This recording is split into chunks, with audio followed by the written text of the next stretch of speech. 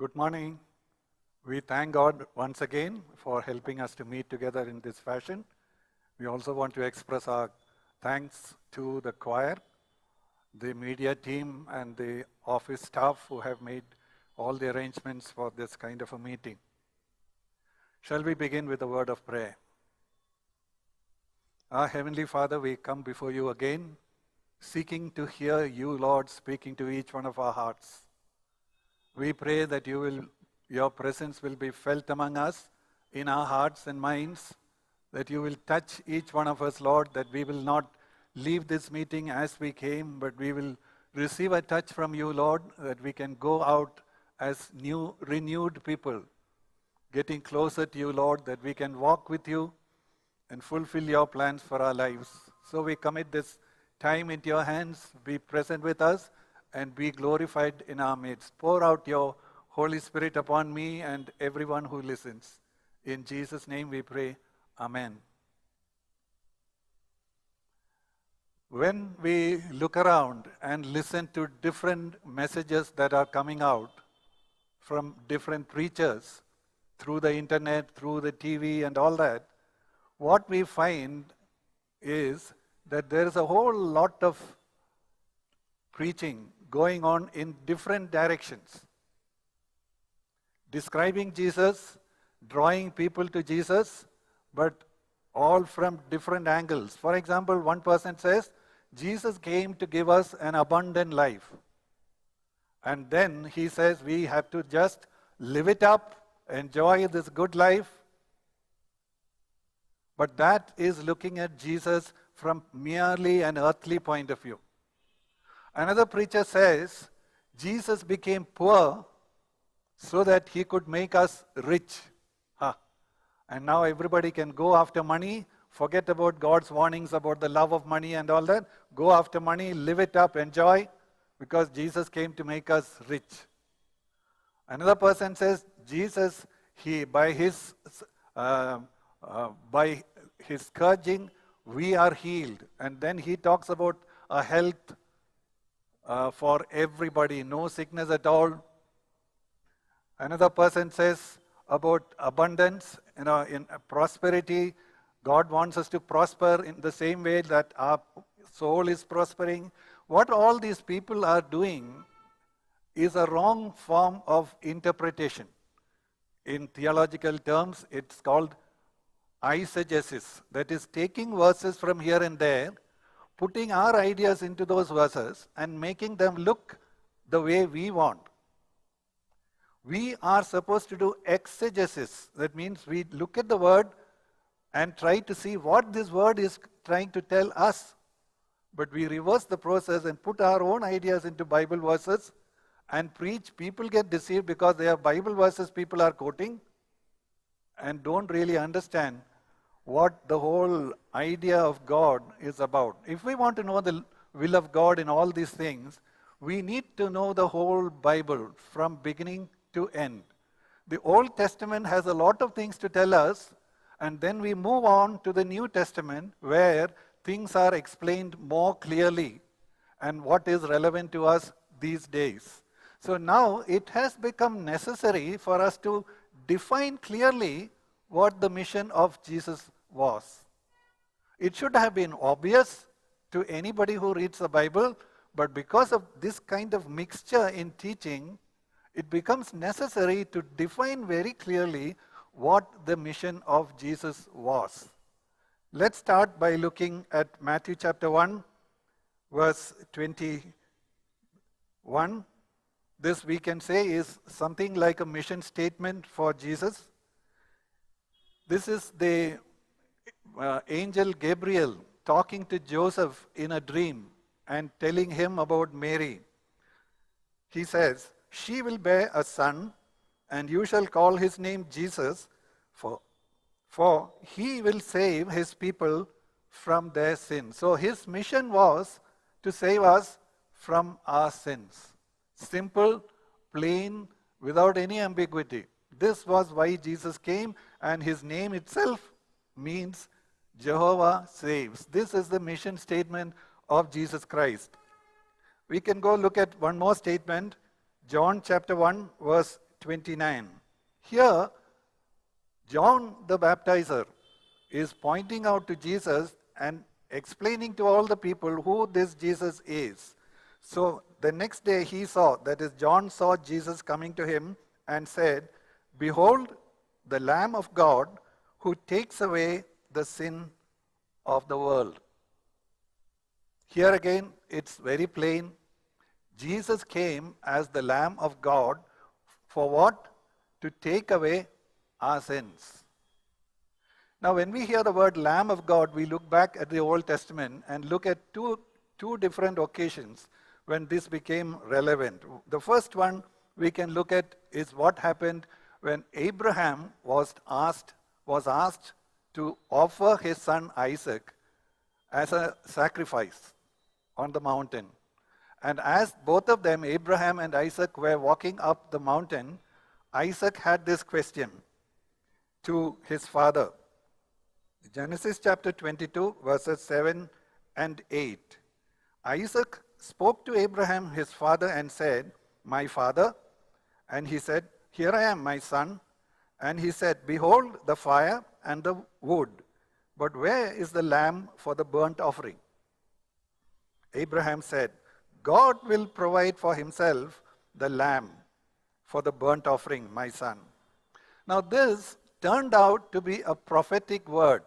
Of course, Abraham did not know what kind of prophecy he was making, but it turned out to be prophetic when we look back at what happened in Genesis. Abraham was saying that one day Jesus is going to come. God himself will provide his son as the lamb for us. To do what?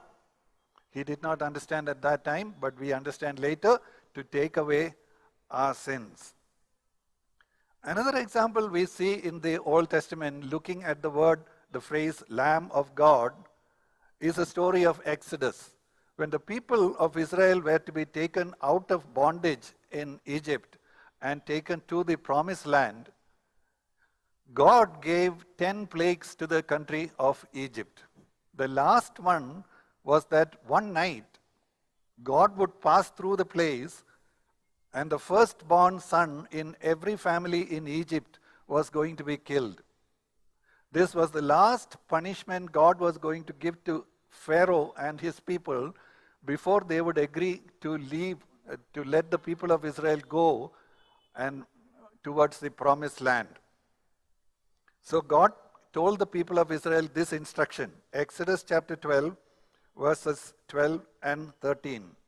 "For I will go through the land of Egypt on that night, and will strike down all the firstborn in the land of Egypt, both man and beast.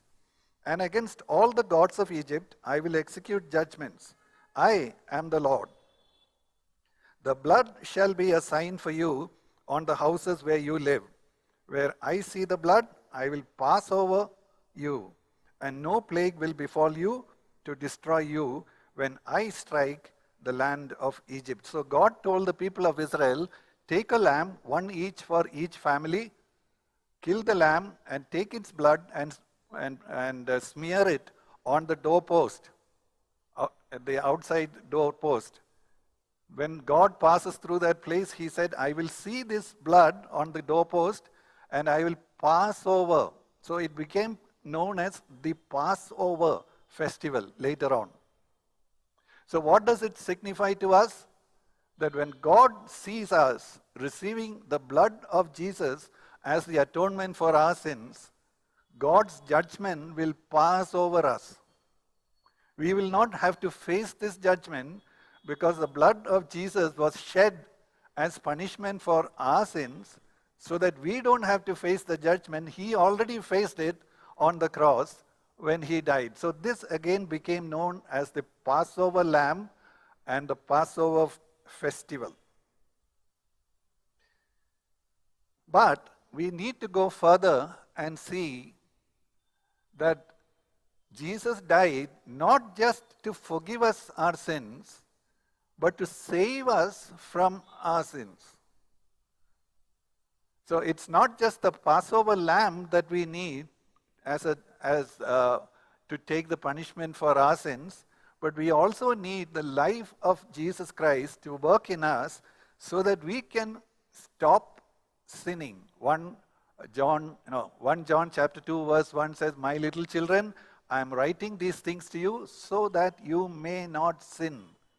So it's not enough to receive forgiveness for our sins and then every day or every week come to Jesus and say, "Jesus, please forgive all my sins." No, Jesus wants to forgive our sins and then go on to helping us to stop sinning. 1 John chapter 3 verse 8. 1 John chapter 3 verse 8, "The one who practices sin is of the devil." What does that mean? Practices sin. It means that you go on sinning as a practice, as a habit, and you are not even trying to overcome it. You are happy with the forgiveness that God gives you, and you go on practicing sin. What does it show you? You are of the devil. For the devil has sinned from the beginning. The Son of God appeared for this purpose, to destroy the works of the devil. The devil used to sin from the beginning, and if we are going on sinning as a practice, then that shows we have not yet become the children of God, or we have not learned to live in the rights of the children of God. We are still going on sinning, maybe out of ignorance, maybe we are not even born again, different possibilities. But Jesus, it says here, the Son of God appeared for this purpose, to destroy the works of the devil in our lives. Before a person becomes born again, that person belonged to the devil. We were children of the devil before we came to the Lord.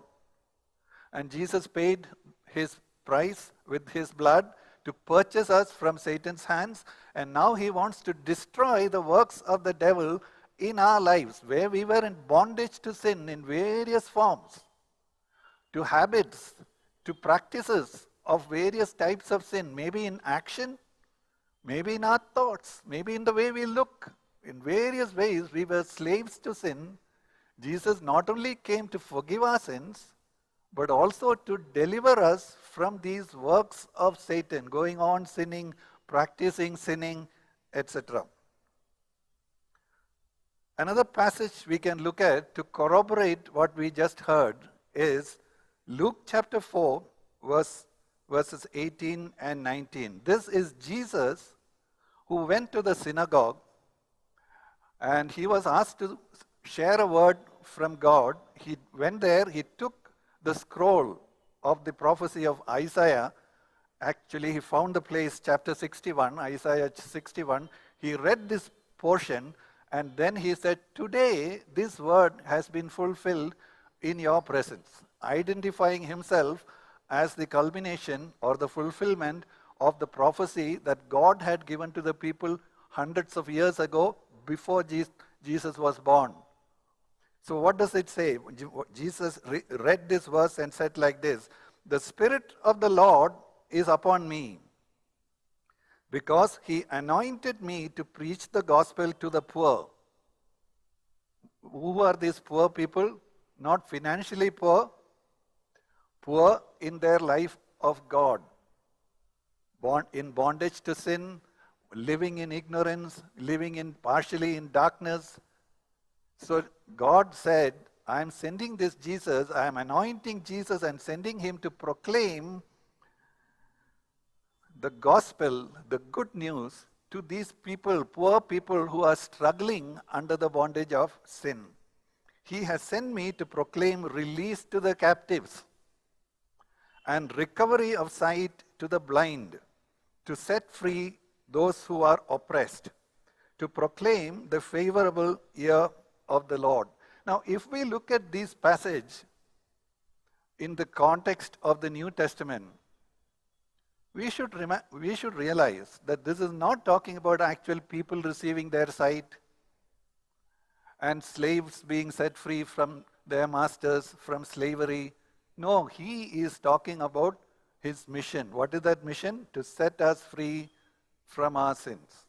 And then we look at it, he is talking about spiritual blindness. He is talking about spiritual captivity. And he has come to set us free at liberty. That is the abundant life that Jesus was talking about. Not in terms of money, but abundance in terms of liberty from our spiritual bondages, sinful bondages, to set us free. That is why Jesus came. He was very clear about it. From the day he started preaching publicly, that is after his water baptism, then after his temptations in the wilderness, then he came out and started preaching. What's the first thing he said? Matthew chapter 4, verse 17. From that time, Jesus began to preach and say, repent, for the kingdom of heaven is at hand. We can take away two things from this passage, from this verse. One is, it all begins with repent. What is repentance? To turn away from our sinful ways, foolish ways, ignorant ways, proud ways, arrogant ways. Turn away to humility, honesty, sincerity, worshipping God, surrendering ourselves to God. That is repentance. For what? The second thing is, the kingdom of heaven is at hand. Jesus was not talking about a kingdom on the earth. Even his disciples could not understand that in the early times. They thought the Messiah had come and Messiah was going to deliver them from the Roman control, and they are going to have liberty in a physical sense, in an earthly sense. That's what they thought he was saying. But here he made it very clear, not only here, in many other places, he was talking about a kingdom of heaven. Now, if we understand that, that gives us an insight into what Jesus came with, what his mission was. To take us from being earthly minded, living for our life on earth, wanting to enjoy ourselves, trying to become great in this world, trying to have more and more things for ourselves on this earth, everything connected with this earth, and totally forgetting about heaven, the kingdom of heaven. That is God's mission through Jesus Christ, to save us from our sins and to prepare us for our life in heaven.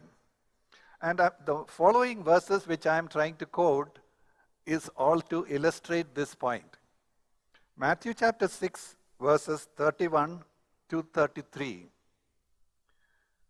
Matthew 6, 31 to 33. Do not worry then, saying, what will we eat, or what will we drink, or what will we wear for clothing? For the Gentiles or unbelievers, we can say in this context, the unbelievers eagerly seek all these things. For your heavenly Father knows that you need all these things. When we have to live on this earth, and we are not yet in heaven, we are actually still living on this earth, we need food to eat, we need clothes to wear, we need a place to stay, all that is true, and the Bible says, Jesus says, your heavenly Father knows all these things. But don't be just going after these things like the unbelievers. Because they are not thinking about heaven, they are not thinking about God, they only want things for themselves on this earth. They are going in this direction. So Jesus is saying, don't be like them.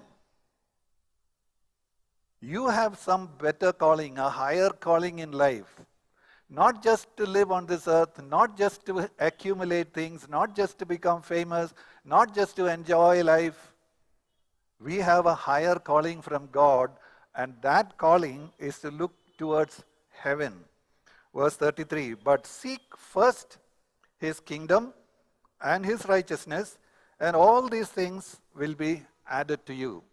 What does that mean? It's not that we don't need to have earthly things. Our Heavenly Father knows we need these things. But what Jesus is pointing out is, what is our first priority? Are we just like unbelievers going only after earthly things, more of earthly things? Or are we seeking God's kingdom, the kingdom of heaven, and his righteousness? We can say it represents here God's character in all its dimensions. Are we seeking those things because those things are the only ones that will matter for eternity? All the things we accumulate here on earth will be destroyed one day. We will not be able to take them with us to heaven. So Jesus is saying, where is your priority? You can't seek both. You choose one. God will provide all the other things. You choose God, you choose His kingdom, you choose His character, His righteousness, then God will take care of us in every other need. That is what Jesus is again trying to tell us. You remember this incident in John chapter 6, we read this. Jesus had just fed 5,000 men plus women and children with 5 loaves of bread and 2 fish. Miracle. So the people who had gathered there for this and experienced this supernatural thing happening to them, they started following Jesus everywhere He went. Now at one point Jesus turned to them and said, why are you following me? I know because you ate this food and you want things like that. You want me to take care of you. That is why you are following me. I know you are not following me because you saw the signs. What are the signs? The miracles that Jesus did and recognized who I am. And you are following me for who I am and not for these things that you want from me.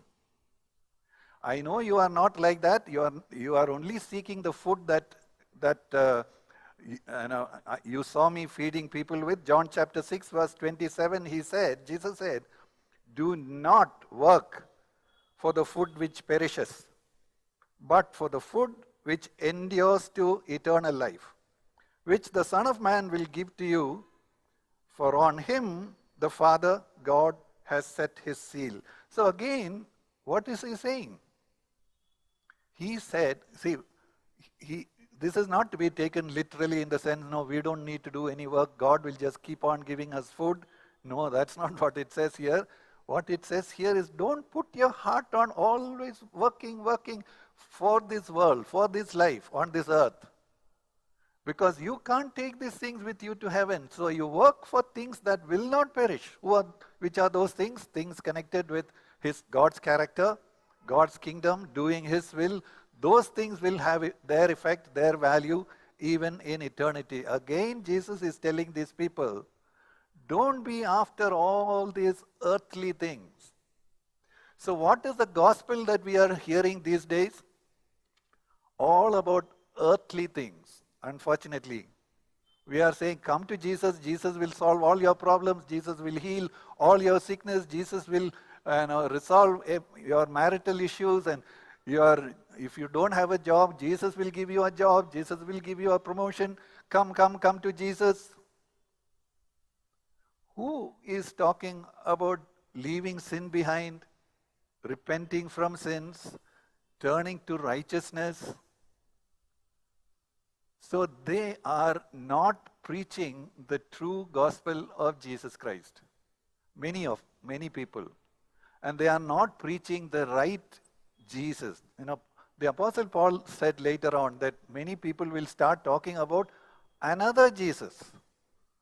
Not the real Jesus, another Jesus who has come to solve all your problems and take care of all your needs. Whatever you pray, He will do for you, etc., etc. That is not the Jesus who came to save us from our sins, to die on the cross in order to be able to forgive our sins. See, God could not just sit in heaven and say, okay, I forgive you all. He could not do that because He's a righteous God. He's a just God. Sin has to be punished. He can't just forgive or overlook sin. He has to punish sin. So he did not want us to suffer that pain or death. So He took that pain on Himself. He died and gave us free forgiveness, free righteousness, imparted to our account, all that He did. But He could not have done this without taking on Himself our sins, taking the punishment for our sins. He did all that to make us able to receive forgiveness and to receive righteousness and to have a life in heaven with God. Again, to re-emphasize what I have been saying, 1 Timothy chapter 6, verse 10 and 11.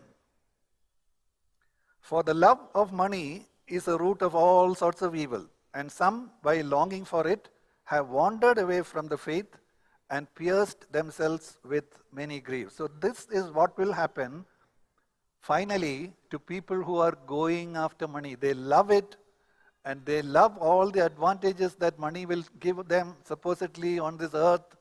Say they forget God. Instead of seeking God, they start seeking money, and finally they may even wander away from their faith. They may have had faith in the beginning, but something in money attracted them. They lost focus on God, they lost sight of God, they started going after money, and they may have even caused shipwreck to their faith. That's what it says here. Verse 11. What should we be doing actually? Flee from these things. Which things? The love of money. Flee from the love of money and start pursuing after righteousness, godliness, faith, love, perseverance, and gentleness. Now, where is the preaching that talks about this emphasis? That no matter how we live on this earth, that's not the important thing. It is important to the extent that we are going through them, we need help, we need food, all that is fine.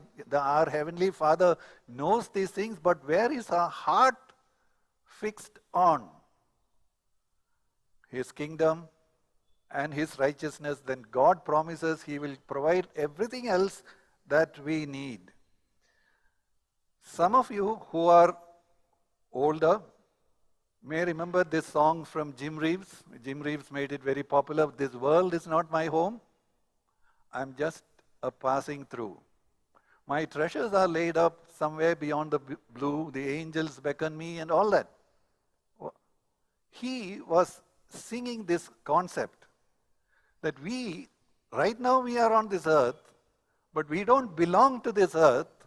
Our citizenship is in heaven, and we are in a journey towards that city of God, our heavenly kingdom.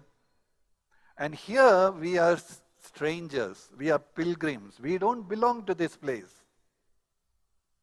And if only we could see it in our daily life, when the things of this earth attract us, when the troubles of this world beset us, if only we can see that this is not our life. Our life is there, and we are going towards that life. Here we may have a lot of problems, but there in eternity there won't be any problem, no pain, no sorrow, no death, no sickness, no virus, nothing. We shall be safe, we shall rejoice with the Lord forever and ever without any problems. That is our citizenship. So why are we letting our heart become attached to this world to the extent that we are not willing to let go? We want to cling on to all the promises of this world, all the pleasures of this world, even to the extent of displeasing God, not caring about any instruction that God gives us. We want to enjoy, we want to have a great life here on earth. We are missing the point. Matthew chapter 6 verse 20, another verse in this connection. But store up for yourselves treasures in heaven, where neither moth nor rust destroys, and where thieves do not break in or steal. The contrast, don't store up treasures here, because they will perish one day. Store up treasures in heaven. What are those treasures? Spiritual treasures, spiritual values, spiritual wisdom, spiritual insight, spiritual character, transformation from what we were and being transformed into the likeness of Jesus. That is what God wants us. Colossians chapter 3, verses 1 and 2. Therefore, if you have been raised up with Christ, if you claim you have been raised up with Christ, if you claim you are a child of God, if you say that your citizenship is in heaven, then this should be your attitude. Keep seeking the things above, where Christ is, seated at the right hand of God, set your mind on things above, not on the things that are on earth. Is this our character? While we are living on this earth, while we have to struggle, earn our salary, take care of our family, have a place to stay, and all these things, while we are doing all these things, where is our mind set on? Things above? Or our mind is also on things below, these things that are going to perish. So then we have not really heard or understood the mission of Jesus Christ. He came to save us from our sins. He came to save us from the works of the devil. And if we are not gripped with that, we may have been hearing about another type of Jesus. Now some warnings from Jesus. Jesus said, John chapter 16 verse 33, "These things I have spoken to you, so that in me you may have peace. In this world you have tribulation, trouble, but take courage, I have overcome the world." 2 Timothy chapter 3 verse 12, "Indeed, all who desire to live godly in Christ Jesus will be persecuted."